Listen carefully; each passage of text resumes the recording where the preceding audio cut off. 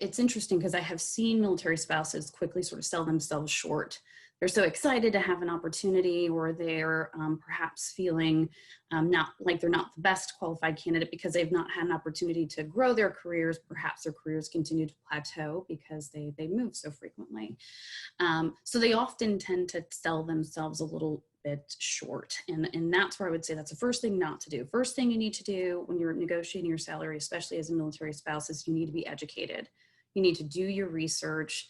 You need to understand what the market is paying for that particular, for your particular skill set. So you could go to salary.com or Indeed, and there's a lot of different resources out there.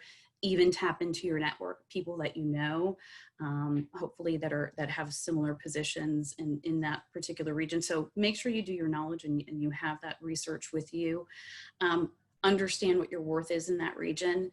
And, I wrote a couple of really great things down from this last seminar that I went to about negotiating that I thought was great and wanted to share here specifically is silence wins, right? So now you know your worth, and perhaps the company asks you where you want to be from a compensation perspective. I think at that point, you really have an opportunity to ask them, sort of put that onus back on the organization and ask them what the range is for that particular position, and try to hold out a little bit and get them to tell you where you're at or where they're at. A lot of times a company will ask you how much you've made previously. That's not information that you necessarily have to share. So I always recommend telling people, hold on to that silence wins again.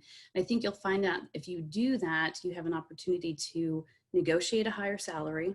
Don't be afraid to say no. Don't be afraid to ask for more. And then don't be afraid to walk away. If it's a lot less than where you want to be or where you believe that you're valued based on your market research, don't be afraid to say no.